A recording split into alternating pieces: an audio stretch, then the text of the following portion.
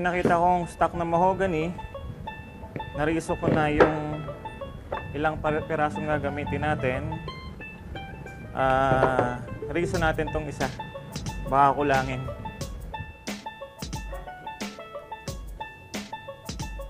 Ang blade na nakakabit dito 1/4 lang. So hindi ko napapalitan. Pwede naman, depende sa blade. Kung maganda yung blade mo, maririso mo siya ng maayos. Saka isang magandang tune-up ng Banso, pwede siya magriso ng maayos. So hindi ko na muna lalagyan ng dust collector kasi maingay. Kaya medyo maalikabok tayo.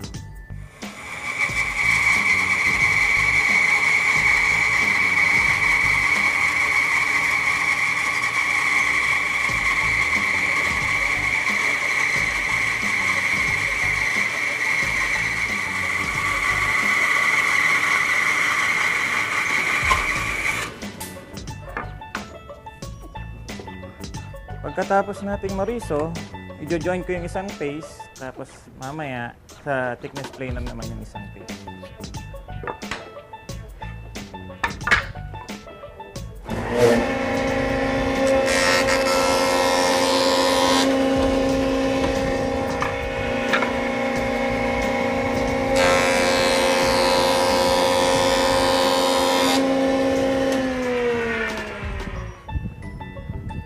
Prepare natin na yung thickness planer. Para maging parallel yung mga yung piece sa jointed edge surface, kailangan padaanin natin ng thickness planer. So pag sa thickness planer, hanapin muna natin yung pinakamakapal niya. So far, dahil binanso natin, nakaset yung fence, parang pare-parehas naman. Set natin yung height ng thicknesser. Nakuha na natin yung height ng thickness planer, irara na natin sila. So ipapipila ko sila para maiwasan natin yung snipe. So pila yung pagpasok sa thickness planer. Medyo maingay lang kasi magbubukas na tayong dust collector kasi masyadong makusot to, itong makinang to.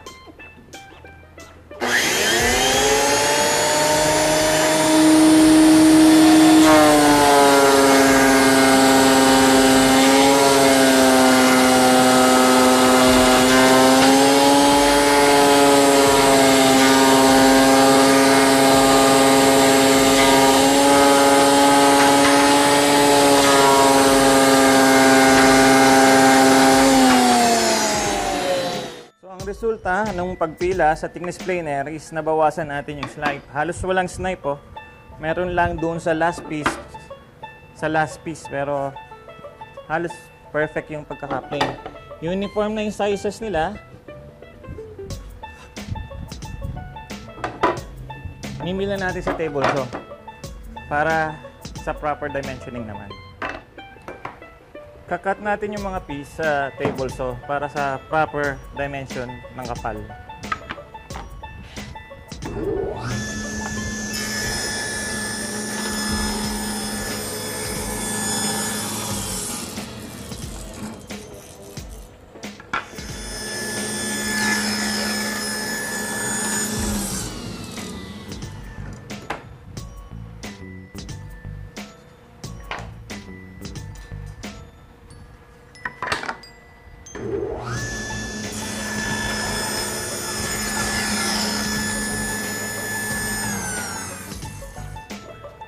Jo-join ko na rin yung sawn edge para maganda.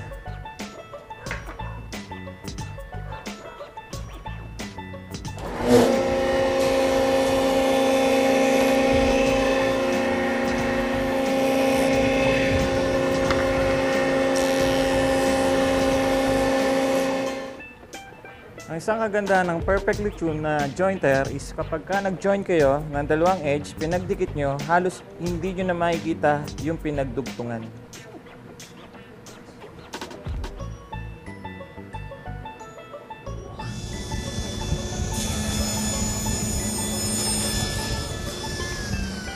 Double check. Yep. 11.5.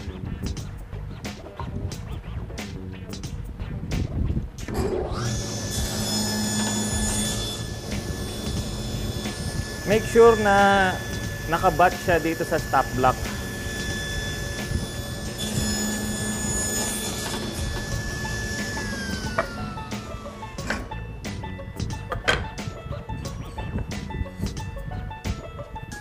So itong shorter side naman is 6 1/4 inches. So i-reset natin yung stop block sa 6 1/4 inches, tapos kakat natin yung sides.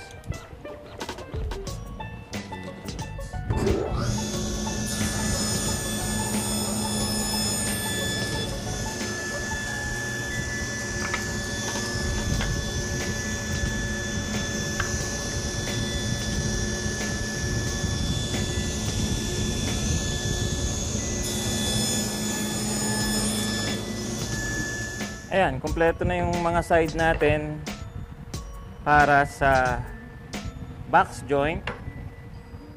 Ang magagawa natin dito, dalawa sa scrap na mahogany na nakita ko. Dito na natin makikita ang paggawa ng box joint jig using Incra iBox.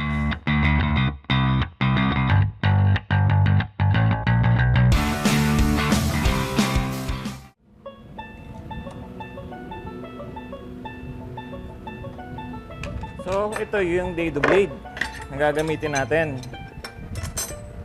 Ang kailangan ko sa box joint is meron siyang 3/8 na curve. So, para maka 3/8 tayo, nakalagay dito sa set na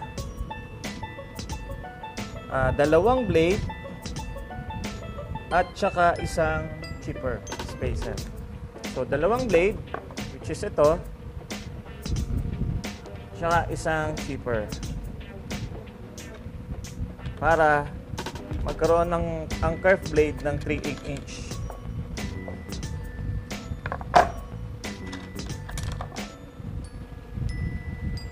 So yung dado blade may left and right to, titingnan nyo. Ito yung left side niya.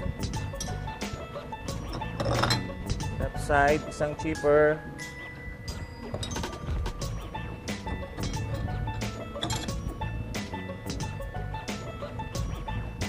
At isang right side blade.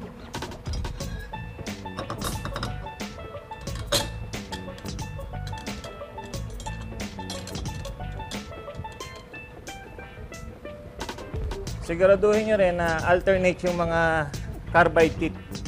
Hindi siya overlapping. Okay, sa pag-tighten ng dado blade, usually, pagka-ordinary blade, hindi ko siya masyadong hinihigpitan.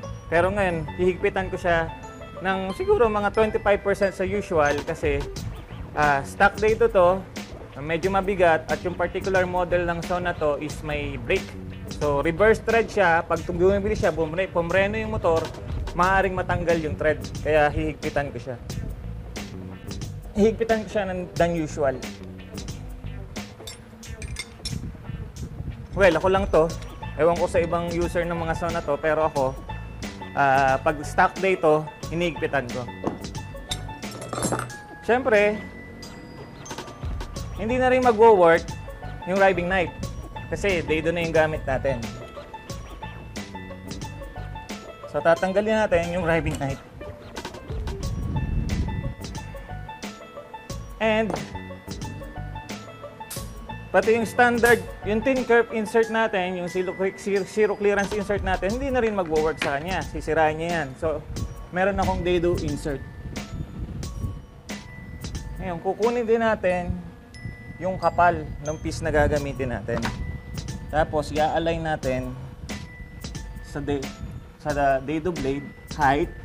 Medyo konti lang siya sa kapal nung piece natin. Para konti lang yung sanding mo. Tapos yung saw na to, may lock sa blade height. Lalak nyo yung blade height para siguradong hindi siya bababa. Which is nakalock na.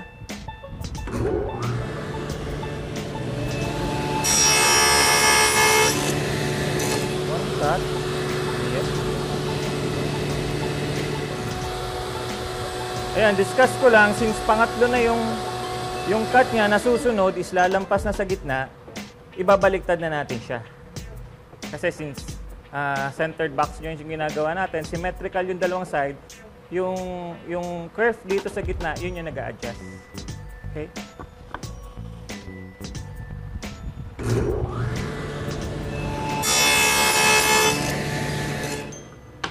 Yung pangalawang side, yung pag-start naman dito, kailangan mo yung isang piece mo kasi kukunin mo tong space niya dito. So, lalaglag mo lang siya sa center pin as gauge. Tapos, nalagay nyo na yung short stock. Clamp natin. Kasi simula. So, wag natin kakalimutan na every time mag-start tayo sa dulo, kailangan ng isang spacer.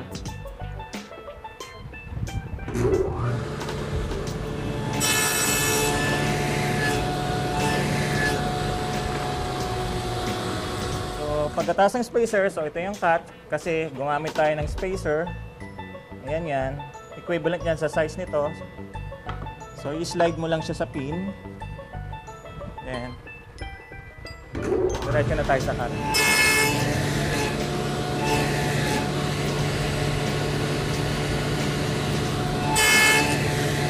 Making sure pa rin na hindi natin makakat yung gitna. So, since ito, tatamaan na, re-reverse ko na siya. So, pag reverse, kailangan natin ng spacer uli.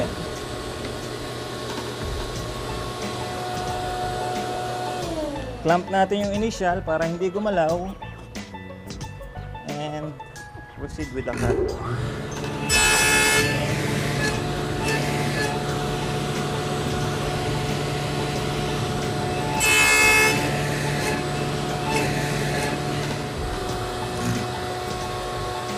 So, yan na. Ito na yung box joint natin.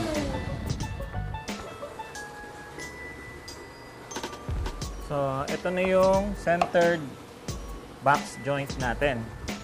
Yung sa isang piece, ito ko lang sa inyo, bala ko sana 1/4 gamitin. So, ito 3/8 yung finger niya. So, yung susunod na piece natin, iwa 1/4 na lang natin para maiba. Ngayon, tatanggalin natin yung stock dado. Gutin muna natin yung saksak.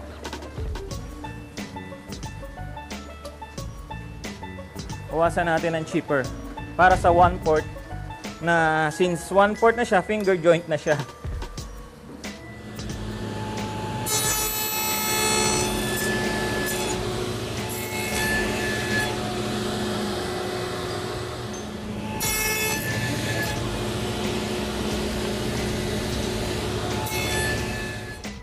So, gagawa na lang natin ng lead. Then, it's done.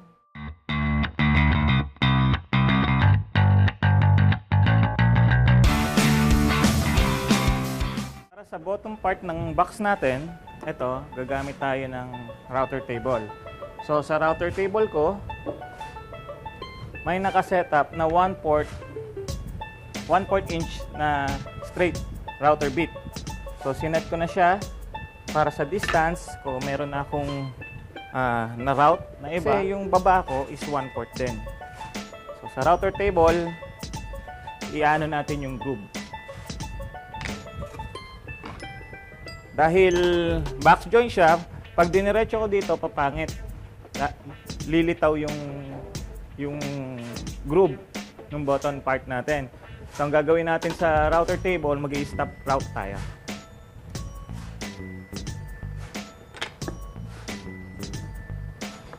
Okay, combination square, nakaset na sa 1/4. Taas ko lang ng konti.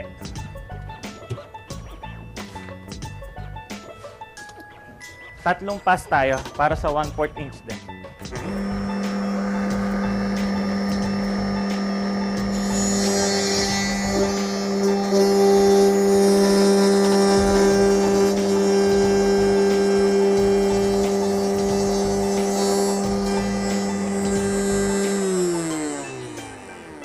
Yung long piece, since pinatakan niya yung curve, hindi yung finger, pwede na nating idiretso. Pwede nang hindi stop, pero diretso ng ganun.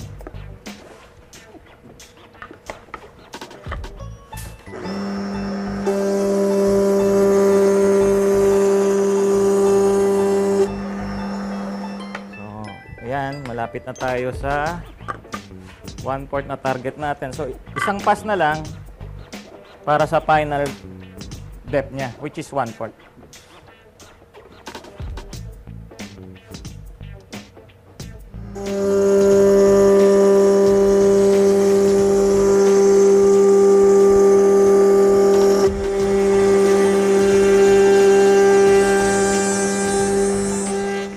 Ayan, kompleto na yung box natin, yung groove niya para sa 1/4 inch na bottom niya, support.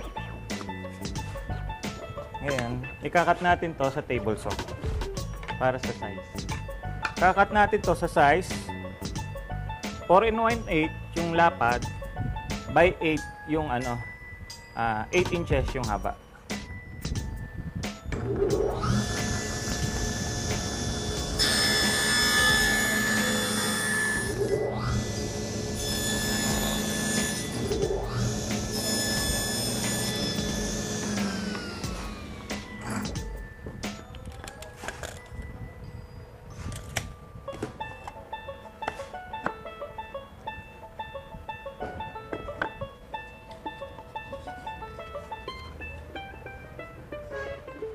Sanding muna natin bago yung glue up kasi hindi na natin maano yung loob.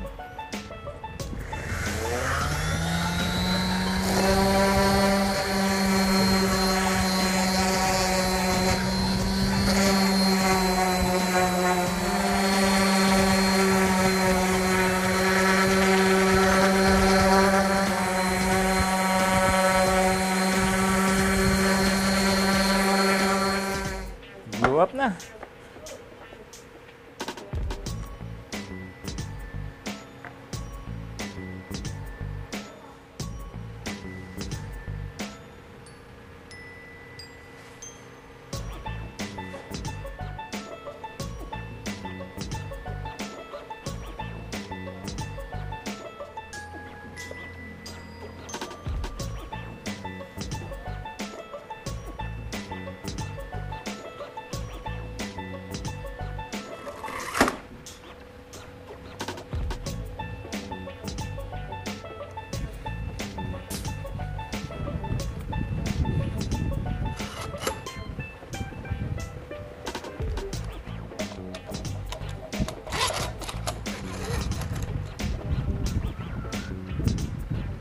Napagtripan ko lang, damihan yung clamps.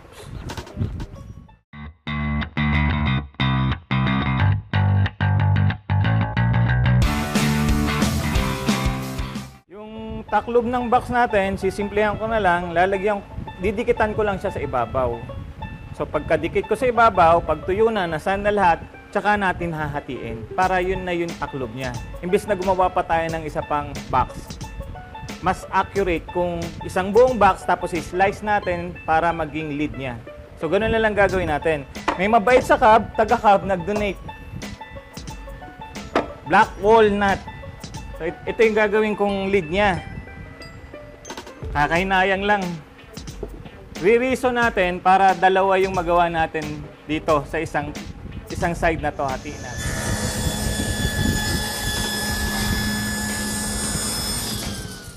So, gamit kong blade, 1/4 na 3 teeth per inch skip tooth. Re-reason natin tong black walnut. So, gaya dati walang dust collector, kaya medyo malikabok to.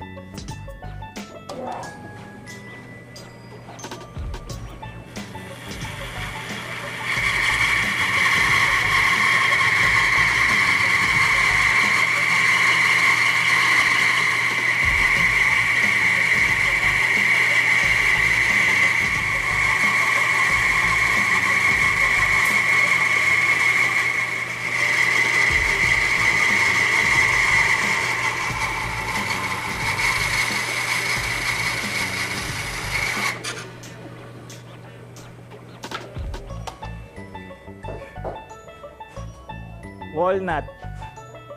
Wala pa siguro 2 minuto yon. Sa router table, nag-install ako ng 1/2 straight bit. Tapos, nilagyan ko ng groove yung lid natin na walnut. 4 na pass. So ngayon, meron siyang recess. Ito. Para pumunta dito. Yan. So, tight fit siya. Yung overhang, matatanggalin ko yan ha. Nilabisan ko lang. Ngayon, gagawin natin, i-glue up na natin to. Tapos pagka-glue up, sasanding natin, hahatiin natin. Tapos finally, matatapos na yung project nating simpleng box. Na-clamp na natin. Yung proseso sa isa, ganun din.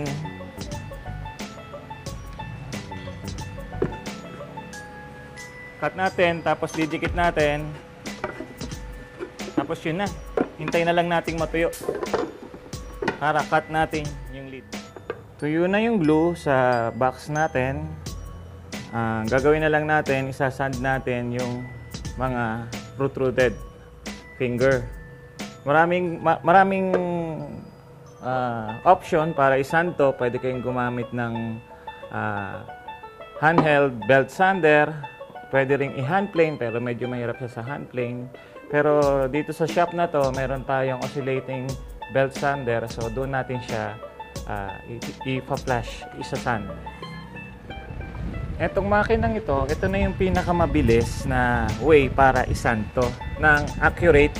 Kasi yung table at saka yung sanding belt is 90 degrees. Perfectly 90 degrees sa sanding belt. So, hindi mawawala yung pagka 90 degrees nung kahon. Tsaka mabilis na proseso to. Medyo maingay lang. Since wala siyang dust collector, hindi ko kaya alikabok, nagamit tayo ng dust mask.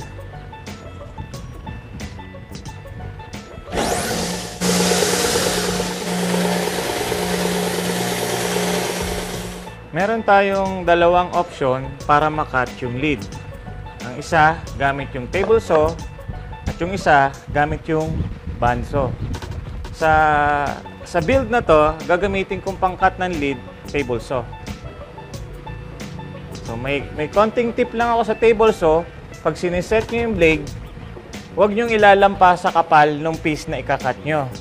Para sa pagkatapos na cut nyo na yung apat, doon nyo na lang siya cut ng cutter knife or kung ano mang para mapahiwalay yung lid sa body niya. Ang purpose kasi nun, pag medyo tumaas, yung slight difference ng blade, tumama doon sa kabilang kanto, halata. So, yung gagawin natin para maiwasan natin yung ganong instance.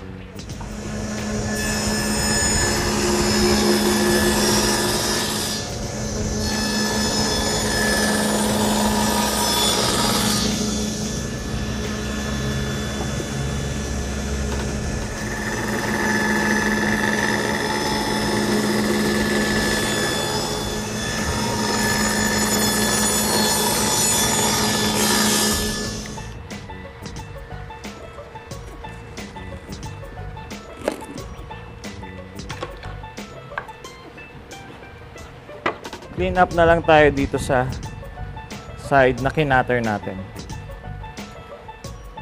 Ito na yung box natin. Cut na yung lid.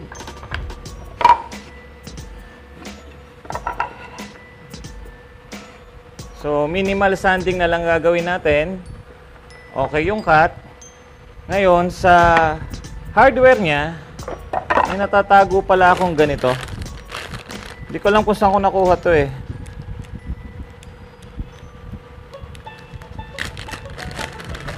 Parang jewelry box hinge. Nag-stop na siya. May stop na siya. Tapos siguro ito na lang sa lock niya. Hindi ko alam eh kung ito ba gagamitin ko eh.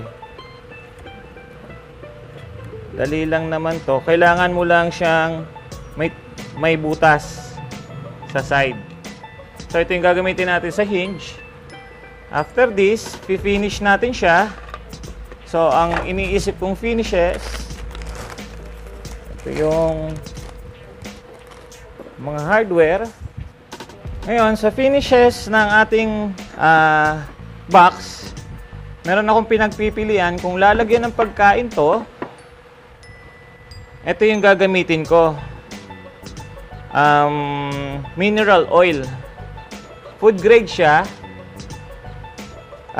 Kaya po pwede siya sa box kung pagkain ang ilalagay natin dito. So, dalawa yung aking food grade na finishes. Isang clear mineral oil, food grade. At saka yung isa, may beeswax. Ito. May beeswax to. Para sa butcher block. Pareha silang food grade kung pagkain ang ilalagay natin sa box. Pero hindi naman pagkain ang ilalagay ko sa box. Pinagpipilian ko, linseed oil or tang oil. So mukhang dito ako sa linseed oil.